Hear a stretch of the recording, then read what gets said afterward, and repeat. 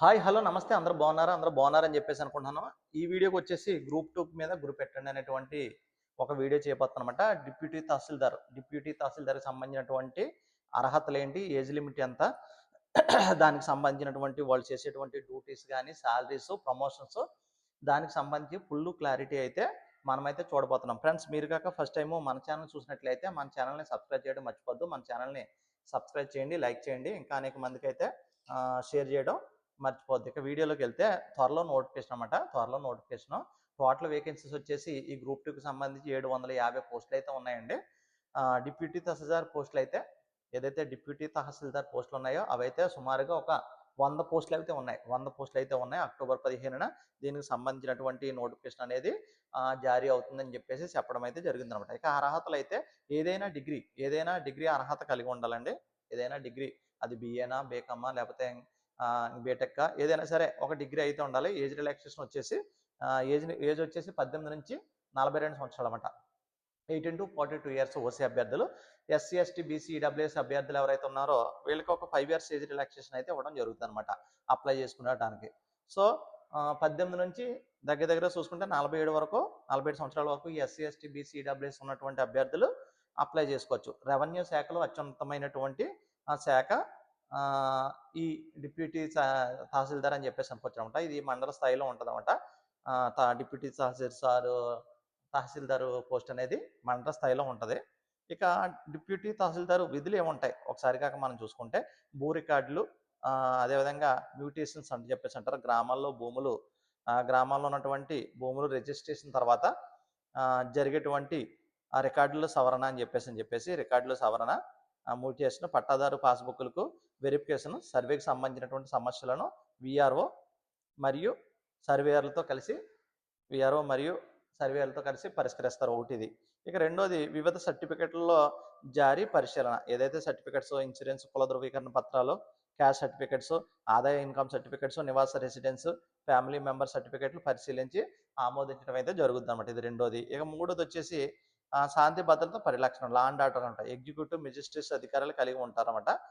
పండగలు కానీ, ఎన్నికలు, అల్లర్లు లేదా ఏదైనా వివాదాలు జరిగినప్పుడు 144 సెక్షన్ అమలు చేయడం, ఇటువంటి కార్యక్రమాలు అయితే చేస్తారన్నమాట. పోలీసులు సమన్వయం చేసుకుంటూ ఈ డ్యూటీస్ అయితే చేయడం జరుగుతుంది అనమాట. శాంతి భద్రతలకు సంబంధించినటువంటి డ్యూటీ విషయంలో ఇలా ఉంటుంది. తర్వాత విపత్తు నిర్వహణ, డిజాస్టర్ మేనేజ్మెంట్ అని చెప్పేసి అనుకోవచ్చు అనమాట. విపత్తు నిర్వహణ, ఈ విపత్తు నిర్వహణలో ఏదైతే డిజాస్టర్ మేనేజ్మెంట్ ఉంటుందో తుఫాన్లు కానీ, వరదలు వస్తుంటాయి. అదేవిధంగా బ్లాక్ మార్కెట్ అరికెట్టడం, తుఫానులు, వరదలు, కరువు, విపత్తులు వంటి వచ్చినప్పుడు క్షేత్ర స్థాయిలో ఉండి ప్రజలకు సహాయ సహకారాలు అందించడం, పునరావాసాలు, నష్టాలకు సంబంధించినటువంటి గణనను పర్యవేక్షిస్తారు. వాళ్ళకి సంబంధించిన ఫుడ్కి సంబంధించిన వెల్ఫేర్ కానీ అవన్నీ కూడా ఈ డిప్యూటీ తహసీల్దార్ చూసుకుంటారు అనమాట. అదేవిధంగా సివిల్ పర్యవేక్షణ అనమాట. రేషన్ దుకాణాలు కానీ తనిఖీ చేయడం, బ్లాక్ మార్కెట్లోకి అరికట్టడం, నిత్యావసర సరుకులు ప్రజలకు సరిగ్గా అందుతున్నాయో లేదో చూసుకోవడం, ఇవన్నీ కూడా ఈ డిప్యూటీ తహసీల్దార్ గారు చేస్తారన్నమాట.